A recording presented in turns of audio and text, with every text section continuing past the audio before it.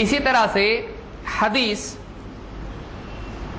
ایسے اقوال بھی صحابہ کے آگے بڑھ رہے ہیں ہم لوگ. اب دیکھیے کتنا ہوا: قول، فعل، تقریر، صفت خلقی، صفت خلق. صفت خلقی جو لوگ نہیں تھے، ایسی چیز جس میں ایسی بات صحابی بتائے جس میں اللہ کے نبی صلی اللہ علیہ وسلم کی جسمانی صفات ہوں. آپ خوبصورت تھے، آپ کے بال ایسے تھے، آپ کا چہرہ ایسا تھا، تو اس طرح کی کوئی چیز آپ کی ہو. صفت خلقی، آپ اچھے اخلاق والے تھے، آپ حیا والے تھے، آپ یوں غصے والے تھے، جو بھی تھے، غلط بات پر آپ کو غصہ آتا تھا، آپ کے چہرے کا اثر، چہرے کا رنگ بدل جاتا. اس طرح کی کوئی بات ہے تو آپ کی یعنی اخلاقی صفات جو ہیں اس میں بیان ہو. یا اسی طرح سے سیرت ہو، یا بچپن کا واقعہ بھی اس میں حدیث میں آتا ہے جس میں تاریخی واقعہ کوئی بیان کیا گیا ہو. اسی طرح سے آپ آگے بڑھتے ہیں کہ صحابی کا قول بھی حدیث میں آتا ہے. اور کیسے آتا ہے ہم دیکھتے ہیں. مثال کے طور پر صحابی کوئی ایسی بات کہیں جو غیبیات سے متعلق ہو، غیب کی کوئی بات ہو، یا پچھلے زمانے کا کوئی واقعہ ہو، بنی اسرائیل وغیرہ کا، یا قیامت کی خبر ہو، دجال کی خبر ہو، یا پچھلے نبیوں کا کوئی معاملہ ہو. تو پچھلا کوئی تاریخی واقعہ جو انسان کو بغیر وحی کے معلوم نہیں ہو سکتا ہے. دوسرا مستقبل کا کوئی واقعہ، فیوچر، پاسٹ یا فیوچر، یا کوئی ایسی خبر جو جنت، جہنم، قیامت وغیرہ سے متعلق ہو جو غیبیات میں ہے، یا اللہ کے بارے میں کوئی، فرشتوں کے بارے میں کوئی بات ہو. تو ایسی بات جو ایک آدمی وحی کے بغیر نہیں بتا سکتا ہے، ایسی بات اگر صحابی کہیں تو ایسی روایت کو کیا کہتے ہیں؟ یہ روایت اگرچہ موقوف ہے لیکن یہ مرفوع کے حکم میں ہے، اس کو بھی حدیث کہا جاتا ہے. مثال کے طور پر انس رضی اللہ تعالیٰ فرماتے ہیں الحجر الاسود من الجنہ.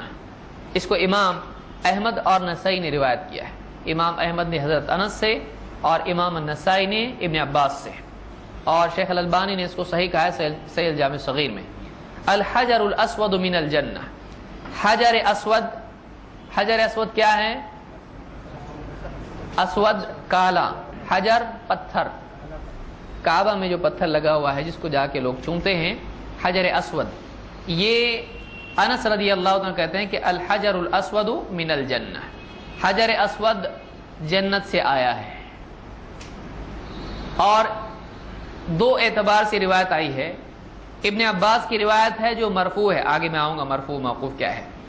مرفوع ہے یعنی اللہ کے نبی صلی اللہ علیہ وسلم کا قول ذکر کر رہے ہیں، اور انس رضی اللہ تعالیٰ عنہ خود بتا رہے ہیں حجر اسود جنت سے ہے. تو یہ کس کی بات ہوئی؟ اب انس رضی اللہ تعالیٰ عنہ کی. لیکن کیا یہ کوئی انسان اپنے طور پر بول سکتا ہے؟ نہیں. کیسے معلوم پڑے گا جنت سے آیا؟ نبی کے بتائے بغیر معلوم پڑ سکتا ہے؟ نہیں. تو ایسی کوئی بات اگر صحابی کہتے ہیں کہ جو غیبیات میں سے ہو، تو ایسی چیز، ایسی روایت بھی مرفوع کے حکم میں ہوتی ہے، یعنی مرفوع ہی کی کیٹیگری اور مرفوع ہی کا پاور اور ویٹیج اس کا ہوگا، کیونکہ یہ اپنے دل سے انہوں نے بات کہی. آپ بول سکتے ہیں کہ ایک فرشتہ ایسا بھی ہے؟ نہیں بول سکتے ہیں.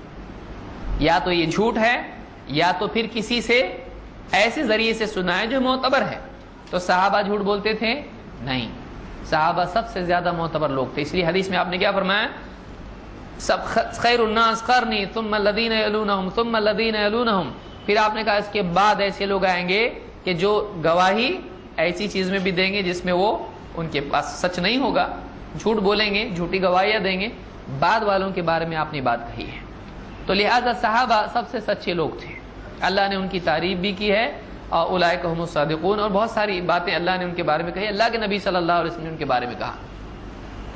تو الحجر الاسود من الجنہ اگرچہ حضرت انس کا قول ہے، لیکن یہ روایت چونکہ ایسی چیز کے بارے میں ہے جس میں آدمی اپنی رائے سے نہیں کہہ سکتا، اس کو کس میں شمار کیا جاتا ہے؟ مرفوع کے حکم میں. اگرچہ وہ مرفوع نہیں ہے لیکن مرفوع ہی کی طاقت اور قوت اس کے اندر ہے. میں آگے بتاؤں گا مرفوع کس کو کہتے ہیں، موقوف کس کو کہتے ہیں. اسی طرح سے صحابہ اگر کسی آیت کی تفسیر بیان کریں اور بتائیں کہ اس میں فلاں کی طرف اشارہ ہے، اس میں فلاں چیز کا ذکر ہے، وہ بھی چیز، وہ بھی روایت، وہ بھی قول مرفوع ہی کے حکم میں ہوتا ہے، وہ بھی حدیث کہلاتا ہے. مثال کے طور پر ابن عباس رضی اللہ تعالیٰ عنہ کہتے ہیں اس آیت کے بارے میں جو اللہ نے نازل کی، اللہ نے فرمایا الذین بدلوا نعمت اللہ کفرا، الذین بدلوا نعمت اللہ کفرا، اور وہ لوگ جنہوں نے اللہ کی نعمت کے بدلے کفر کیا، ناشکری کی، اللہ کی نعمت کے بدلے ناشکری کی۔ الذین بدلوا نعمت اللہ کفرا، جنہوں نے اللہ کی نعمت کو ناشکری سے بدل دیا، یعنی کہ انکار کیا، ناشکری کی۔ کہتے ہیں اس آیت کے بارے میں ابن عباس کہتے ہیں قال ہم واللہ کفار قریش۔ اب اس آیت میں وہ کون لوگ ہیں جنہوں نے اللہ کی نعمت کے بدلے میں ناشکری کی ہے؟ تو یہاں ہم کو نہیں معلوم، قرآن میں بہت سارے مجملات ہیں کہ اس میں آیا کہ فلاں ایسے ہیں، ایسے لوگ ایسے، کون لوگ، کس کے بارے میں بولا جا رہا ہے؟ تو ابن عباس کہتے ہیں یہ ہم واللہ، اللہ کی قسم، یہ لوگ جن کے بارے میں اس آیت میں بیان کیا جا رہا ہے یہ قریش ہیں۔ کون ہیں؟ قریش کے کفار ہیں۔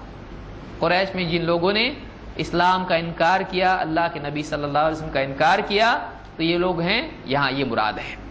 اس کے بارے میں عمر کہتے ہیں، راوی ان کے بعد کے راوی ہیں، یعنی ابن عباس سے نیچے کے راوی ہیں، کہتے ہیں ہم قریش و محمد صلی اللہ علیہ وسلم نعمت اللہ۔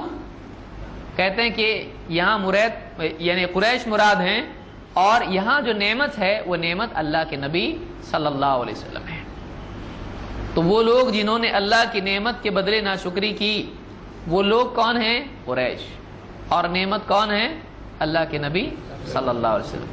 تو بعض اوقات آیات میں صحابہ کسی آیت کے ضمن میں بتاتے ہیں کہ فلاں آیت فلاں کے سلسلے میں نازل ہوئی، فلاں آیت میں مراد فلاں ہیں، تو اس طرح کا اگر کوئی قول صحابی کا ملتا ہے یہ بھی حدیث کہلاتا ہے، اس کو بھی حدیث کہیں گے۔ یہ بخاری کی روایت ہے، کتاب المغازی میں روایت آپ کو ملے گی۔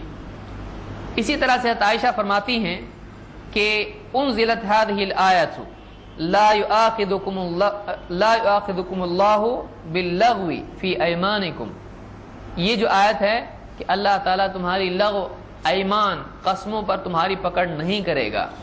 کہتے ہیں کہ فی قول الرجل لا واللہ وبلا واللہ، آدمی کہتا ہے نہیں، قسم سے نہیں، اللہ کی قسم نہیں، ہاں اللہ کی قسم، بلکہ ہاں بالکل یقیناً اللہ کی قسم۔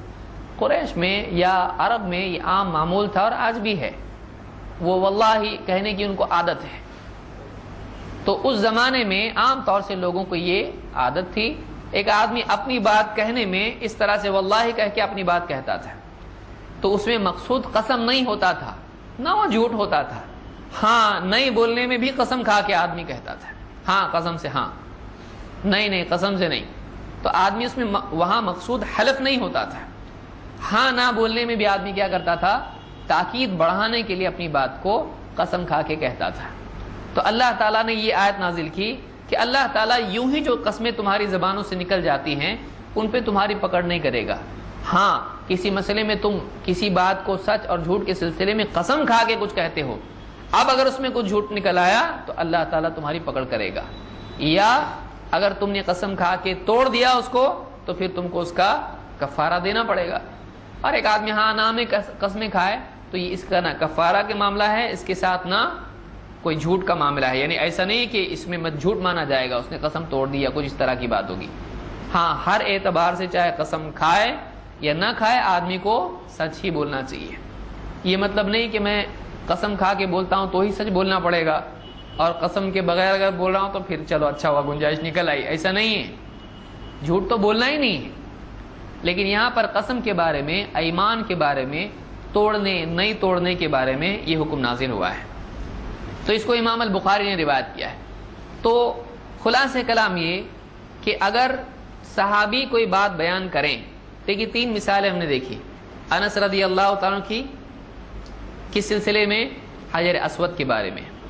2 ابن عباس، انہوں نے جن لوگوں نے اللہ کی نعمت کے بدلے ناشکری کی اس آیت کی طرف اشارہ کرتے ہوئے بتایا کہ کن لوگوں کا تذکرہ ہو رہا ہے۔ اور 3 حضرت عائشہ کی روایت کہ فلاں آیت کس سلسلے میں نازل ہوئی۔ تو اس طرح سے صحابی اگر کوئی بات کہتے ہیں تو یہ ایسی بات جو اپنی رائے سے انسان نہیں کہتا ہے، بلکہ وہ کسی واقعے کا گواہ ہے، کسی واقعے کے بارے میں پکا اس کو علم ہے کہ اللہ کے نبی صلی اللہ علیہ وسلم کے زمانے میں ایسا ہوا، لہٰذا یہ آیت فلاں کے بارے میں نازل ہوئی، یا یہ آیت فلاں مسئلے میں نازل ہوئی، یا کوئی ایسی خبر جو ماضی یا مستقبل کے اعتبار سے وہ ثابت ہے، قیامت کے دن ایسا ہونے والا ہے، تو ظاہر بات ہے قیامت کی خبر کون دیتا ہے؟ اللہ تعالیٰ اپنے نبی کو دیتا ہے، نبی ایمان والوں کو دیتے ہیں، تو وہ اپنی رائے سے کوئی بھی بات نہیں ہے، تو وہ بھی حدیث ہی میں شامل ہوتا ہے، اور اس کو فی حکم المرفوع کہا جاتا ہے۔ تھوڑا سا اس کو کہتے ہیں کہ یہ فی حکم المرفوع، یہ مرفوع کے حکم میں ہے۔ حکم میں ہے کا مطلب اس کے زمرے میں ہے، اس کے ویٹ کا ہے، اسی پہ وہی حکم لگے گا، اس پر وہی حکم لگے گا۔ تو یہ 8ویں چیز ہم نے دیکھی۔